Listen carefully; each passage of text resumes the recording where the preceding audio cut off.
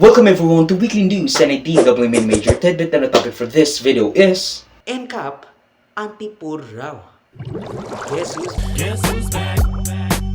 Back again. NCAP's back. Tell a friend. Guess who's back? Guess who's back? Guess who's back? Guess who's back? Guess who's back? Guess who's back? Guess who's back? Sa pagbabalik ng No Contact Apprehension Policy o NCAP sa mga major roads o lansangan sa Kalakhang, Maynila, unti-unti nang nanggagalaiti ang ating mga motorista sa di umano'y istriktong pagpulis ng mga mananakay at drivers in general. Ang sinasagaw nila, nasa kamera ang pera.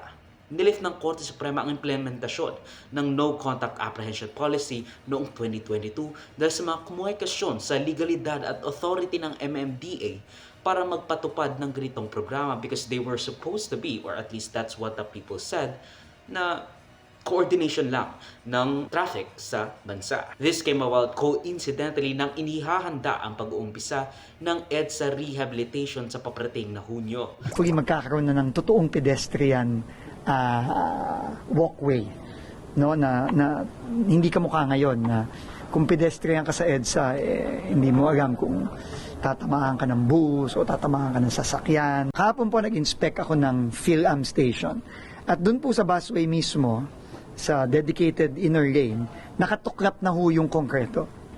Delikado po yun. Kasi pag dumaan doon ang bus, at ngayon dumadaan ang mga bus doon, malaki po ang tsansa na tutuklap ang gulong.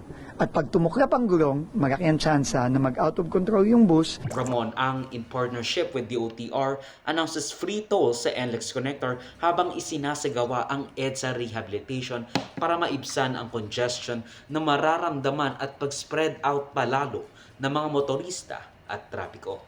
Now, aside from those, naglaan din ang MMDA ng 20 new rerouting scheme para mapagaan palalo ang daloy ng trapiko sa Maynila in and around the area.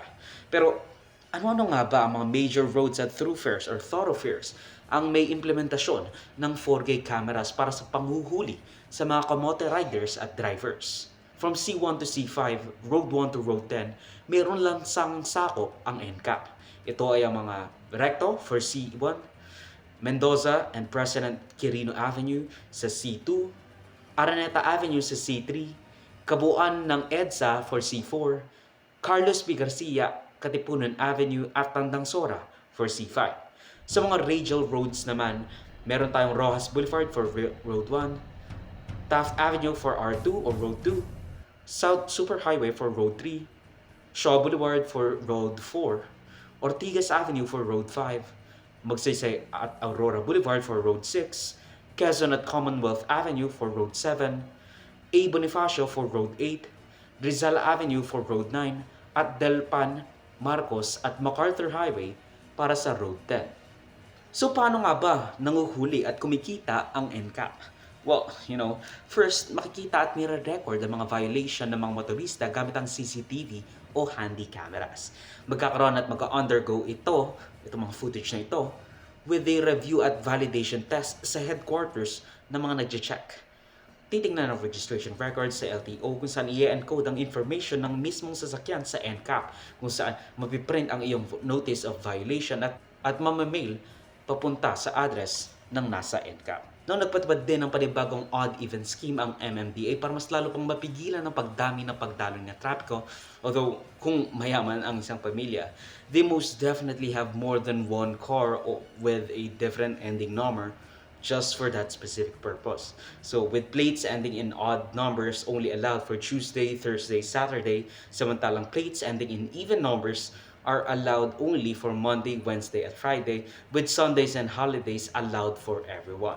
So, of course, a lot of detractors, mga maka-anti-poor raw ang NCAP. Most of them, puro kamote, of course. Kasi kahit ako, I support NCAP. I don't really ride motorcycles anymore. Kung ayaw nyong masak sa traffic, katulad mga nakikita nyo in your motors, mag-commute kayo.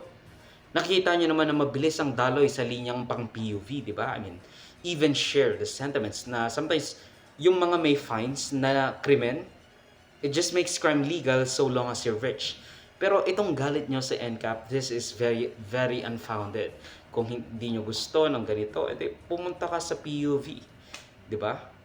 walang magandang idudulot yung galit nyo sa NCAP because this shall stay for most. Okay?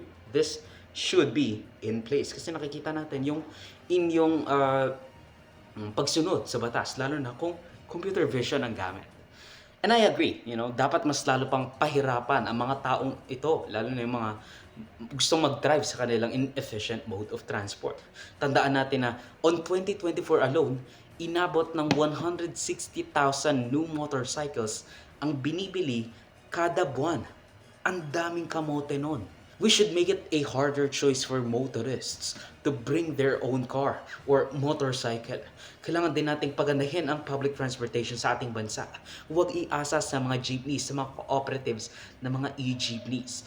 Let's make it so obvious of a choice that, we have to just let them be stuck in traffic or choose a better and more efficient alternative route. Hindi na dadagdagan ng traffic. On the contrary, napilitan lang kayong sumunod sa batas trapiko kung saan nasa-stuck kayo sa traffic. Nararanasan nyo lang yung traffic na dinadagdag nyo noon, pero overall, malamang, bumaba ang time spent on traffic kasi hindi kayo nagwe-weaving. Hindi kayo nagpupunta sa kung saan saang linya just because you can. Meron na kayong sariling motorcycle lane. Tigilan na natin ang pagiging kamote. Nagagalit kayo sa traffic. Tapos kapag nagkaroon ng earnest attempt to change how much we spend on traffic, which is one of the longest and most expensive in the whole world, by the way, lalo na noong 2024. Diba galit kayo sa traffic? Kayo ang nagpapatraffic with your weaving at hindi pagsunod sa batas trapiko. Magagalit kayo kapag nag-enforce. Gusto nyo pa tanggalin ang bike lanes dahil wala raw gumagamit. Mga kamoto yung nagsasabing anti-po rito dahil puro kasi kayo violation. Galit na galit kayo na maraming fines. Just don't violate the rules, God.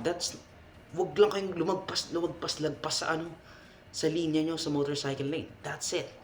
And so are the kind of things that we should be talking sa mga private cars. Ganun din ang dapat natin sabihin. Don't fucking weave. This is not growth pains. That's poor management at balahurang pagbibigay ng lisensya para sa motor at kotse. And yung mga kamote drivers dyan, please. Gusto nyo ng pagbabago. Gusto nyo yung mga nakikita nyo sa ibang bansa. Well, ginagawa sa ating bansa. Ginagawa sa Pilipinas.